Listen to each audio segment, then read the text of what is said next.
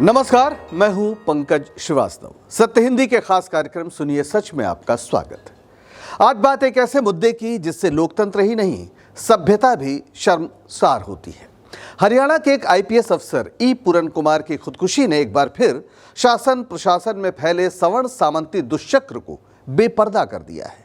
लेकिन क्या ये सिर्फ एक आईपीएस का मसला है? कुछ दिन पहले दलित समाज से आने वाले देश के मुख्य न्यायाधीश पर सनातन धर्म का जयकारा लगाते हुए जूता फेंका गया था। वहीं रायबरेली में गरीब दलित की लिंचिंग कर दी गई थी। यानी दलित समाज का व्यक्ति मजदूर हो या न्यायाधीश या फिर आईपीएस अफसर, सभी को घृणा और हिंसा का शिकार होना पड़ रहा है। जबकि 21वीं सदी का 25वां साल है। और ऐसा क्यों है कि बीजेपी के शासन में ऐसी घटनाओं की बाढ़ आ जाती है? क्यों अपराधियों को लगता है कि सरकार उन्हें सजा नहीं होने देगी? मिलेंगे इन तमाम सवालों के जवाब हमारे इस वीडियो में। यह तस्वीर बहुत कुछ कहती है।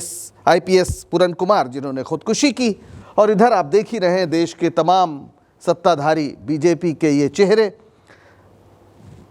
प्रधानमंत्री, मुख्यमंत्री उत्तर प्रदेश और हरियाणा नायब सिंह सैनी, योगी आदित्यनाथ, प्रधानमंत्री मोदी, और बीच में है मनुस्मृति। इसका क्या अर्थ है अभी हम आपको आगे बताएंगे।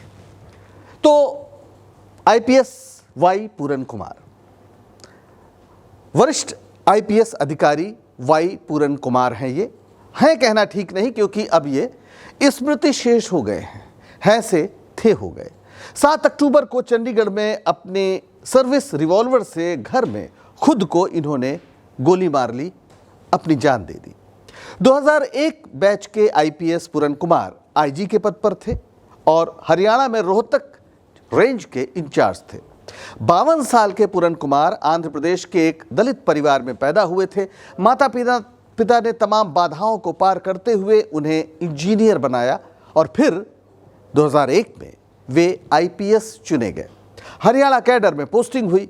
उनकी पत्नी अमनीत पी कुमार भी आईएएस हैं, 2003 बैच की। इस घटना के वक्त अमनीत मुख्यमंत्री के साथ जापान के दौरे पर थी।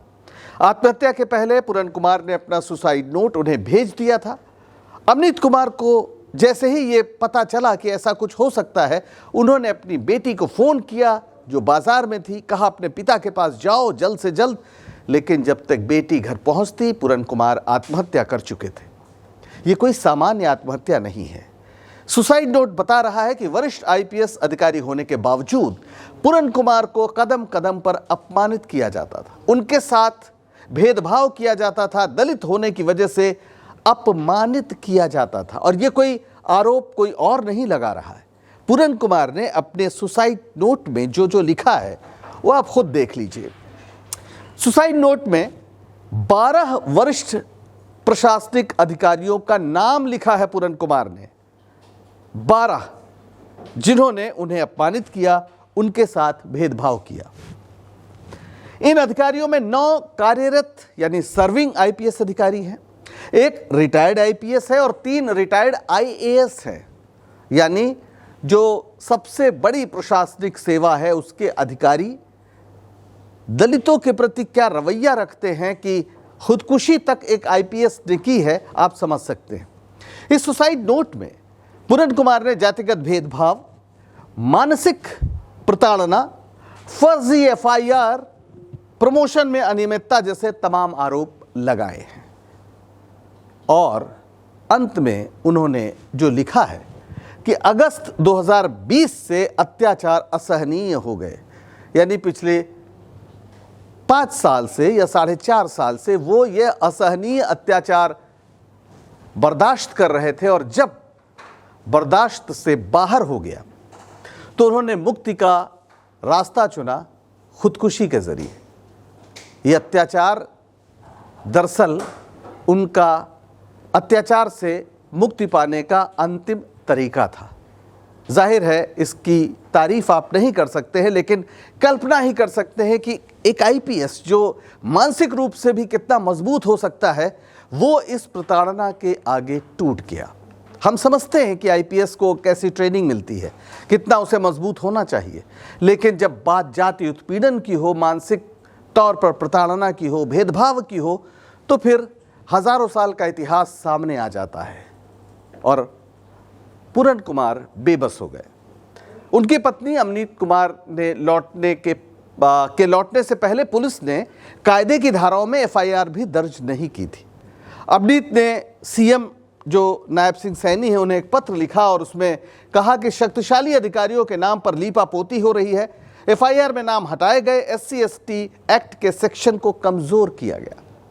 आप समझ सकते हैं कि एक आईपीएस अधिकारी की खुदकुशी का मसला है जिसने सुसाइड नोट पे नाम लिखे हैं अधिकारियों के, लेकिन उनकी पत्नी कह रही हैं, शिकायत की उन्होंने आने के बाद, कि ये क्या एफआईआर है, तमाम सेक्शन कमजोर सेक्शन लगाए गए, नाम हटाया गया। और जब इस शिकायत का मसला तूल पकड़ा तो 9 अक्टूबर को फिर बीएमएस की धारा 108 यानी आत्महत्या के लिए मजबूर करना और SC/ST अत्याचार अधिनियम के तहत एफआईआर दर्ज कर ली गई। लेकिन यहां भी प्रशासन ने वो दांव चल दिया जिसने पूरन कुमार को आत्महत्या के लिए मजबूर कर दिया। अमनीत पी कुमार ने देखा कि एफआईआर में स्पष्ट रूप से उन अफसरों के नाम नहीं हैं जिन्हें उनके पति ने सुसाइड के लिए जिम्मेदार ठहराया था। स्पष्ट रूप से ये लिख दिया गया कि उनके सुसाइड नोट में नाम है वगैरह वगैरह, लेकिन साफ तौर पर नाम लिखने से बचा गया। और ऐसे में अमनीत कुमार ने कहा कि वे अंतिम संस्कार की इजाजत नहीं देंगी। घटना 7 तारीख की है और ये वीडियो हम 11 अक्टूबर की दोपहर शूट कर रहे 2 बजे के आसपास, और अभी तक पूरन कुमार का अंतिम संस्कार नहीं हुआ है। 4 दिन बीत गए हैं। पूरन कुमार के परिवार ने पोस्टमार्टम और अंतिम संस्कार के लिए कई शर्तें रखी थी। हालांकि पोस्टमार्टम उनकी इच्छा के विपरीत जाकर प्रशासन ने करा दिया है, लेकिन अंतिम संस्कार के लिए परिवार ने कहा कि तभी होगा जब एफआईआर में संशोधन करके डीजीपी शत्रुजीत कपूर और रोहतक के एसपी नरेंद्र बिरजानिया का नाम शामिल किया जाए। अभी तक की जो जानकारी है कि बिरजानिया को शायद छुट्टी पर भेज दिया गया है, लेकिन और कोई काम नहीं हुआ है। अमनीत पी कुमार ने अपनी लिखित शिकायत में डीजीपी शत्रुजीत कपूर और रोहतक के एसपी नरेंद्र बिरजानिया के नाम लिखे थे। हैरानी की बात है कि इस मामले में मुख्यमंत्री नायब सिंह सैनी ने आश्वासन देने के बावजूद चुप्पी साध ली। उन्होंने कहा था कि छुट्टी पर इन अधिकारियों को भेज दिया जाएगा ताकि कार्रवाई में कोई बाधा ना आए, लेकिन ऐसा अब तक कुछ नहीं हुआ। जाहिर है सरकार लीपापोती करने में जुटी है। पर यह रवैया सिर्फ हरियाणा में नहीं है। इस आत्महत्या के एक दिन पहले हुई इस घटना पर नजर डालिए। अब तक आपने ये तस्वीर देख ली होगी, ये मीम देख लिया होगा। ये भारत के मुख्य न्यायाधीश का मीम है।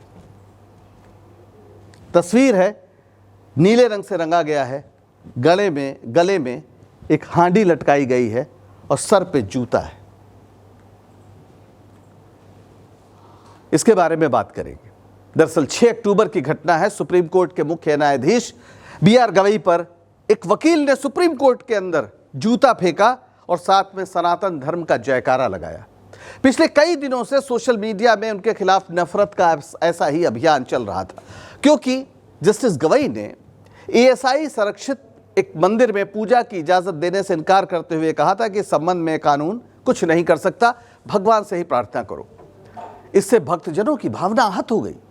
उन्हें सनातन धर्म का दुश्मन बताते हुए, उनकी दलित पहचान को निशाना बनाते हुए लगातार अपमानित करती भाषा का इस्तेमाल करते हुए सोशल मीडिया में एक अभियान चला दिया गया और फिर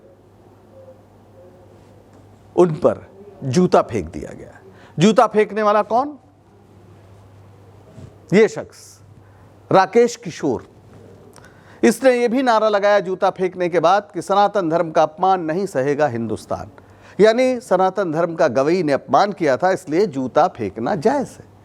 मीडिया ने भी इसे सनातन धर्म के हीरो की तरह पेश किया, बार बार कहा कि इसने जूता फेंकने की कोशिश की, जबकि वीडियो मौजूद है जिसमें जूता गवई जी के सर के पास उनकी कुर्सी पर लगा। यानी कोशिश नहीं हुई, जूता फेंका गया। इस नफरती मीडिया ने इस वकील के खूब इंटरव्यू दिखाए जिसमें उसने ये भी दावा किया कि मुख्य न्यायाधीश ने विदेश में जाकर कहा कि भारत में बुलडोजर राज नहीं चलेगा, बरेली का मूल निवासी राकेश किशोर खुद को बताता है वो यूपी के मुख्यमंत्री योगी आदित्यनाथ के बुलडोजर राज को सही मान रहा है, जिसकी दुनिया भर में आलोचना हो रही है। राकेश किशोर ने यह भी कहा कि भगवान ने उसे ऐसा करने के लिए कहा था। दरअसल बीजेपी और आरएसएस समर्थकों की मन की बात ये शख्स जाहिर कर रहा है, और ये संयोग नहीं है कि बीजेपी के बड़े बड़े नेता और मंत्री इस घटना पर चुप रहे। कई घंटे के बाद प्रधानमंत्री मोदी ने एक्स पर पोस्ट किया, तुरंत नहीं, कई घंटे बाद, और उसमें क्या कहा? उसमें निंदा की, कहा कि ये ठीक नहीं है और ये कोई भी इसको सही नहीं ठहरा सकता। लेकिन जो बाद में कहा, I appreciated the calm displayed by Justice Gavai in the face of such situation, it highlights his commitment to values of justice and strengthening the spirit of our constitution. यानी वो ये कह रहे हैं कि जो धैर्य दिखाया जस्टिस गवई ने, जो माफ कर दिया इस व्यक्ति को, ये बड़ा प्रशंसनीय है। पर क्या कोई अपराध का पीड़ित व्यक्ति किसी को सजा या माफी दे सकता है? या फिर यह राज्य का काम है कि वो सजा दे? क्यों ना माना जाए कि दलित पर जूता फेंकना इस सरकार की नजर में कोई अपराध नहीं है, वरना प्रधानमंत्री खुद लिखते कि इस अपराधी को कड़ी से कड़ी सजा दी जानी चाहिए। 4 दिन पहले की एक और घटना को याद कर लीजिए। ये घटना 2 अक्टूबर की है और ये शख्स है हरिओम वाल्मीकि, लगभग 40 साल की उम्र थी। रायबरेली में चोर बताकर भीड़ ने से पीट पीट कर मार डाला। मरते वक्त हरिओम वाल्मीकि ने राहुल गांधी को पुकारा तो मारने वालों ने हंसते हुए कहा कि यहां सब बाबावादी हैं। बाबा यानी यूपी के मुख्यमंत्री योगी आदित्यनाथ के समर्थक, जो वैसे तो साधु हैं पर खुद को क्षत्रिय जैसी जाति में पैदा होने पर सार्वजनिक रूप से गर्व जताते हैं। यानी एक विचारधारा है जो इंसान को इंसान से बराबर नहीं मानती, जिसकी नजर में दलित होना मनुष्य होना नहीं है। यह संयोग नहीं कि मोदी राज में दलितों पर होने वाले अत्याचार में जबरदस्त इजाफा हुआ है। एनसीआरबी यानी जो नेशनल क्राइम रिकॉर्ड ब्यूरो है, उसके आंकड़ों पर आप नजर डालिए। 2013 से 2023 तक के आंकड़े हैं, 10 साल। इस बीच दलितों पर जो अत्याचार हैं उनमें 46% का इजाफा हुआ और जो जनजातियां हैं उन पर 91% अत्याचार के मामले बढ़े। ये एनसीआरबी के आंकड़े हैं, सरकारी आंकड़े हैं। और दलितों पर अत्याचार के मामले में उत्तर प्रदेश नंबर 1 है, जहां बताते हैं कि राम राज ले आए हैं योगी आदित्यनाथ। इसी के साथ याद कीजिए रोहित वेमुला का मामला। हैदराबाद यूनिवर्सिटी का एक मेधावी छात्र 17 जनवरी 2016 को इस पीएचडी स्कॉलर ने हॉस्टल में सुसाइड कर लिया था। वजह जातिगत भेदभाव। सवाल उठाता था भारतीय जनता पार्टी के जो छात्र संगठन है एबीवीपी, उसके साथ इसने मोर्चा लिया हुआ था। उस समय केंद्र में सरकार थी बीजेपी की और राज्य में भी थी। मानव संसाधन विकास मंत्री स्मृति ईरानी जी थी और बीजेपी के एमपी बंडारू दत्तात्रेय ने उन्हें एक पत्र लिखा था कि यहाँ पर इस यूनिवर्सिटी में कैसा कैसा संस्कृति विरोधी भाषण होता है, नारेबाजी होती है। उन्होंने कार्रवाई के लिए लिखा वीसी को और हॉस्टल से इसे निकाल दिया गया। रोहित वेमुला ने लिखा कि मेरा जन्म एक अभिशाप था अपने सुसाइड नोट में। अब सोचिए अगर समाज का कोई हिस्सा अपने जन्म को अभिशाप मानने लगे तो ये उस समाज के सड़ जाने की निशानी है या नहीं। अब जरा इस पूरे पेज को गौर से आप देखें। चीफ जस्टिस हैं, छात्र हैं, रिसर्च स्कॉलर, इधर आईपीएस अधिकारी और ये एक मजदूर, चारों अलग अलग स्तर पर हैं, सर्वोच्च पद पर हैं न्यायपालिका के गवई साहब। आईपीएस हो जाना छोटी बात नहीं है, एक रिसर्च स्कॉलर बन जाना भी छोटी बात नहीं है। सब अलग अलग हैं, लेकिन सबकी नियति एक। घृणा इन सब से एक सी है, क्योंकि ये दलित समाज से आते हैं। किसी की हत्या हुई तो कोई आत्महत्या के लिए मजबूर हुआ और न्याय की सर्वोच्च कुर्सी पर बैठे व्यक्ति पर सनातन का जयकारा लगाते हुए जूता फेंका गया। अब आपको शायद समझ में आ गया हो कि दक्षिण, खास तौर पर तमिलनाडु में सनातन शब्द को लेकर आपत्ति क्यों जताई जाती है, जहां दलित जातियों के आत्मसम्मान का आंदोलन बहुत प्रभावी रहा है। 20वीं सदी की शुरुआत में सनातन धर्म का आंदोलन शुरू हुआ था, धर्म सुधार के खिलाफ। सनातन के नाम पर बने संगठनों ने वर्ण व्यवस्था को सही ठहराया और दलितों के मंदिर प्रवेश का विरोध किया। गांधी जी का भी सनातन संस्था ने विरोध किया था जब वे मंदिर प्रवेश के लिए, दलितों के मंदिर प्रवेश के लिए आंदोलन चला रहे थे। ये संयोग नहीं कि नरेंद्र दाभोलकर, गोविंद पंसारे, प्रोफेसर कलबुर्गी और गौरी लंकेश जैसे पत्रकारों, बुद्धिजीवियों, तर्कवादियों की हत्या में सनातन संस्था के लोगों का नाम आया है। इसी सनातन का जयकारा लगाते हुए चीफ जस्टिस पर जूता फेंका जाता है और सनातन का जिंदाबाद किया जाता है। हिंदू एकता की बात करने वाले आरएसएस और बीजेपी के तमाम नेता चुप्पी साध लेते हैं। आखिर ऐसा क्यों है कि बीजेपी सरकार में इस घटना पर कोई एफआईआर नहीं हुई? एफआईआर हो रही है तो पंजाब और कर्नाटक जैसे राज्यों में जहां विपक्ष शासन में है। और ये कोई नई बात नहीं है, एक पुरानी लड़ाई का ही नया रूप है।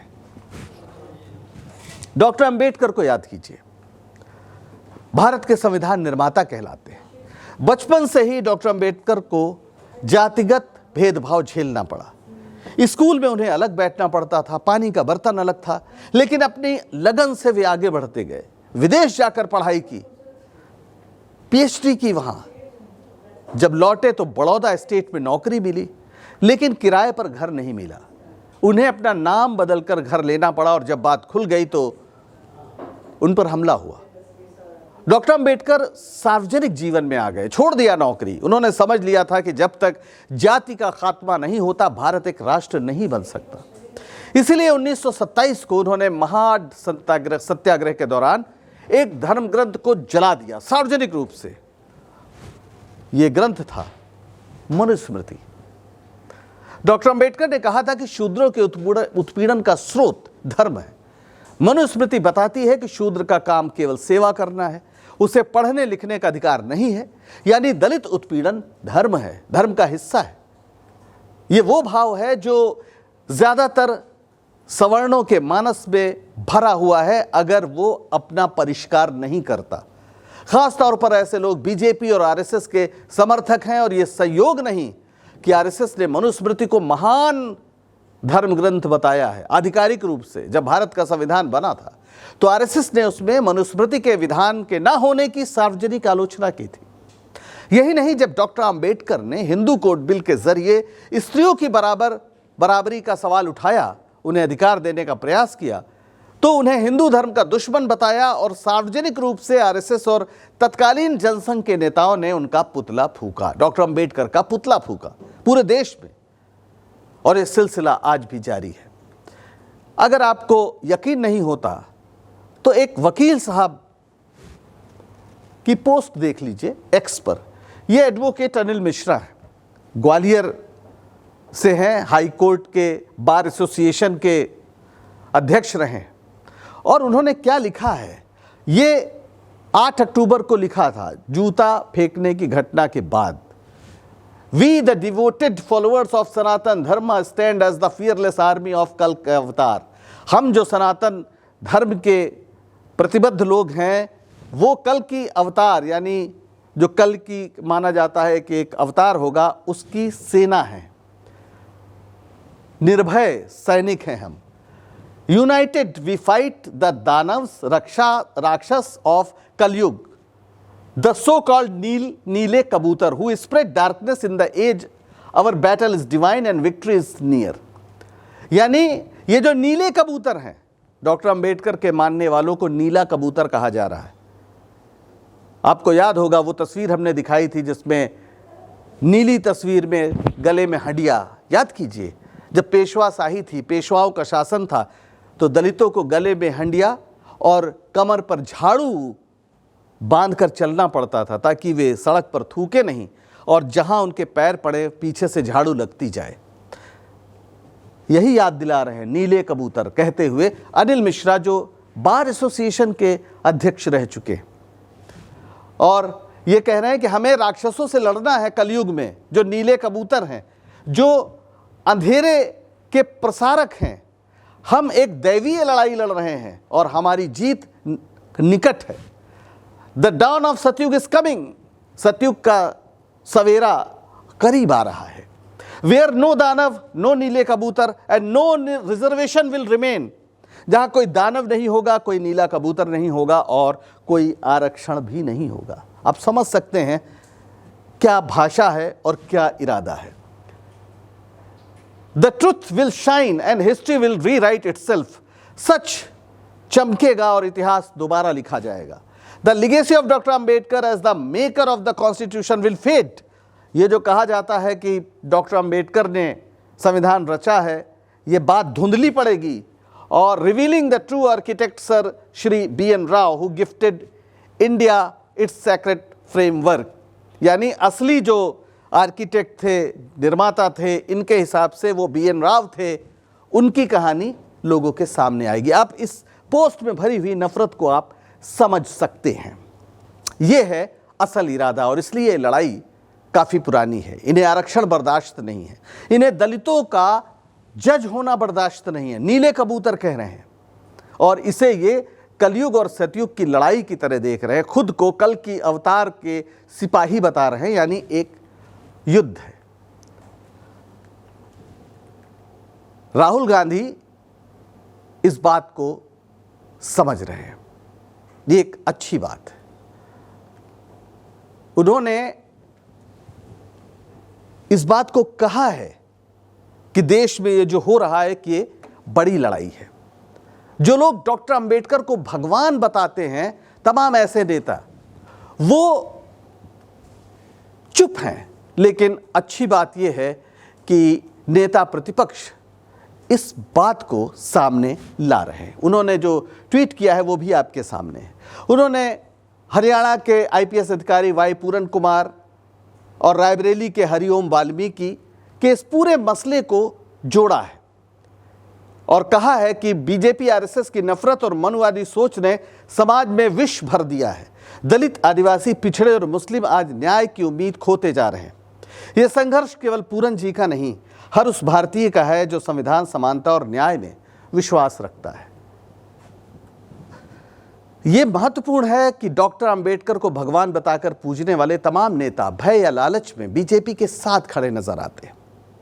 ये एक तरह से संविधान छोड़कर मनुस्मृति को अंगीकार करना है, वो भी उसे जलाने वाले डॉक्टर अंबेडकर के नाम पर।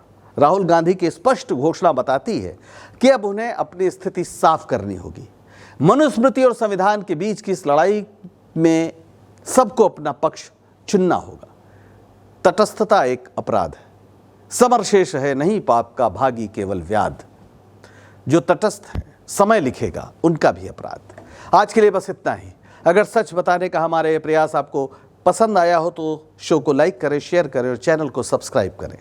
सत्य हिंदी का ऐप भी डाउनलोड करें, जिसका पता वीडियो के नीचे डिस्क्रिप्शन में आपको मिल जाएगा। तो दीजिए इजाजत, नमस्कार।